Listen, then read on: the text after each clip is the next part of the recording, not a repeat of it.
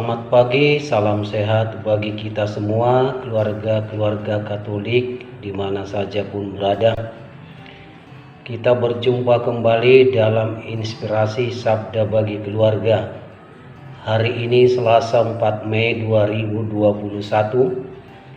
Kita akan merenungkan Sabda Tuhan dari Injil Yohanes 14 ayat 27 sampai 31a.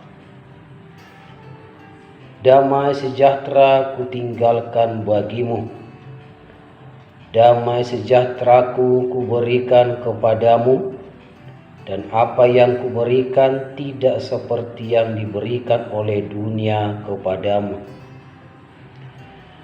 Janganlah gelisah dan gentar hatimu.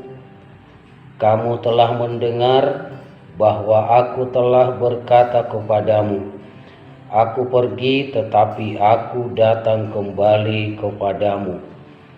Sekiranya kamu mengasihi aku, kamu tentu akan bersukacita karena aku pergi kepada Bapa-Ku, sebab Bapa-Ku lebih besar daripada aku. Dan sekarang juga aku mengatakannya kepadamu sebelum hal itu terjadi, supaya kamu percaya apabila hal itu terjadi. Tidak banyak lagi aku berkata-kata dengan kamu, sebab penguasa dunia ini datang dan ia tidak berkuasa sedikit pun atas diriku, tetapi supaya dunia tahu bahwa aku mengasihi Bapa dan bahwa aku melakukan segala sesuatu seperti yang diperintahkan Bapa kepadaku. Demikianlah Injil Tuhan, terpujilah Kristus. Bapak, Ibu, saudara-saudara yang terkasih, damai sejahtera kutinggalkan bagimu, damai sejahteraku kuberikan kepadamu, dan apa yang kuberikan tidak seperti yang diberikan oleh dunia kepadamu. Dalam pergaulan kita sehari-hari, apabila kita bertemu dengan sahabat, keluarga, teman, dan siapa saja pun itu, kita disapa oleh saudara-saudara kita, sapaan salam, horas, menjua-jua, juah-jua, jahubu, dan juga sapaan-sapaan berdasarkan kebiasaan adat dan juga berdasarkan iman kekristenan kita. Itulah ungkapan dan sapaan setiap kita bertemu dengan orang-orang yang kita jumpai. Apabila kita disapa oleh saudara kita dengan salam, horas, menjua-juah, jahubu, kita merasa dihormati, kita merasa dihargai, dan seperti kita mengalami kekerabatan yang akrab dengan saudara-saudara kita yang memberikan salam kepada kita.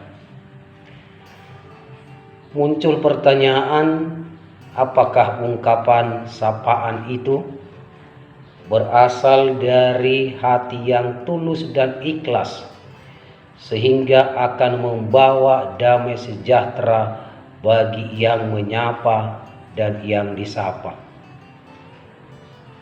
Karena kadang kita lihat dalam kehidupan sehari-hari, dalam perjalanan hidup kita, berkomunikasi satu dengan yang lain, sapaan-sapaan itu kadang tidak disampaikan dengan tulus dan tidak membawa kedamaian kepada orang yang menerima dan yang menyampaikan salam tersebut. Bapak Ibu saudara-saudara terkasih, kita tahu bahwa damai selalu didambakan setiap orang. Saya, Bapak Ibu, saudara pasti mendambakan dan merindukan damai. Semua orang ingin hidup damai, ingin hidup bahagia dan berdampingan dalam damai. Banyak cara yang dilakukan untuk memperoleh damai. Salah satunya dengan berlibur atau rekreasi bersama keluarga, teman, dan sahabat. Namun rasanya damai itu tak selalu menetap dan tinggal dalam hati selepas kita selesai liburan. Perasaan-perasaan lama seperti egois, dendam, benci, khawatir, cemas, dan rasa sedih akan muncul kembali.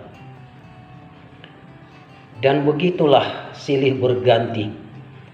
Kadang kita merasa damai, tenteram, kadang kita juga merasa cemas, takut, dan merasa sedih, macam-macam perasaan kita.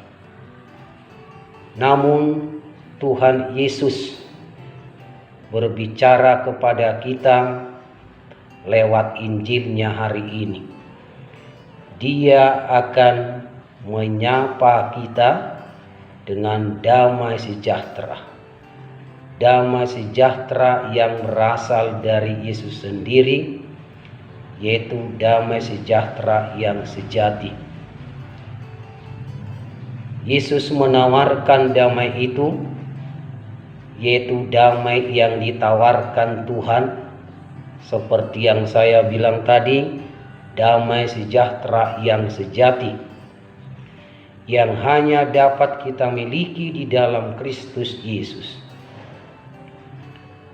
Damai sejahtera itu adalah hak dan sekaligus tanggung jawab setiap orang yang mengikuti Yesus. Usaha terbaik manusia untuk menggapai damai sejahtera tidak akan pernah sampai pada yang sejati jika bukan di dalam Kristus. Sebagaimana dikatakan dalam sabdanya, hendaklah damai sejahtera Kristus memerintah dalam hatimu, karena untuk itulah kamu telah dipanggil menjadi satu tubuh.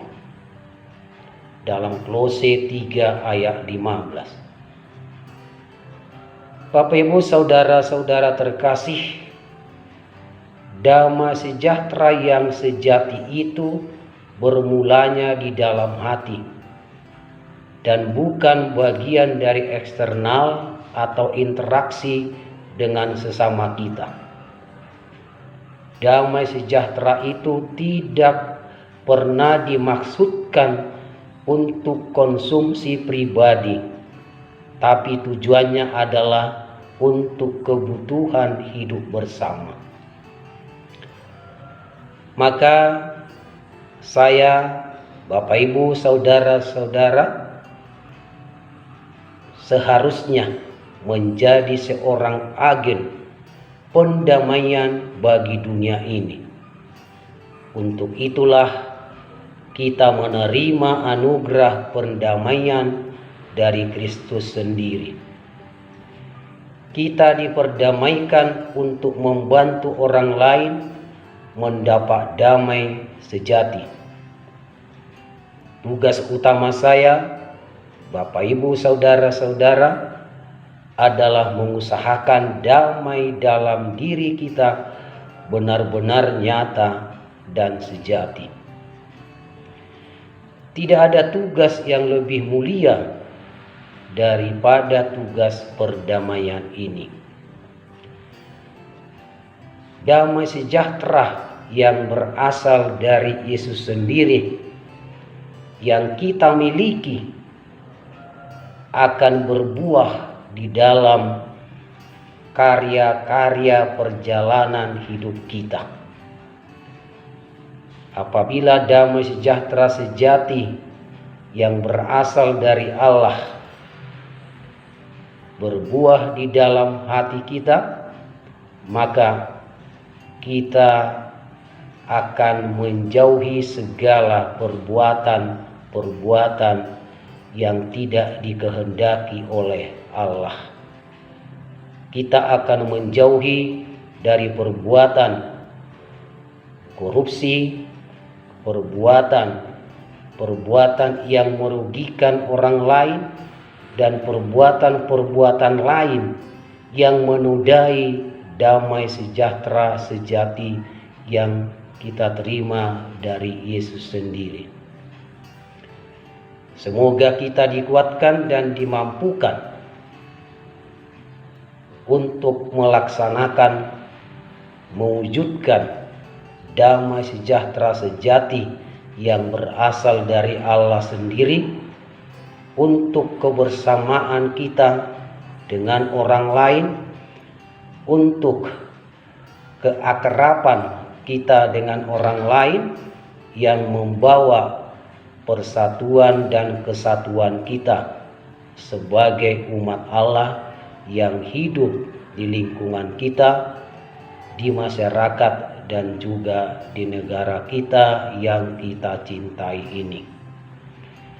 Mengakhiri renungan kita hari ini, mari kita damaikan hati kita dengan nyanyian Sungguh Damai dan Tenang. Sungguh damai dan tenang hidup di dalam tangan Tuhanku, berbakti penuh girang dalam kasih Tuhan. Oh, indah kasih-Mu, tempatku berteduh. Oh, indahnya kasih Tuhan, indah kasih Tuhan. Semoga kita didamaikan oleh Tuhan dengan kasih-Nya yang sejati. Amin.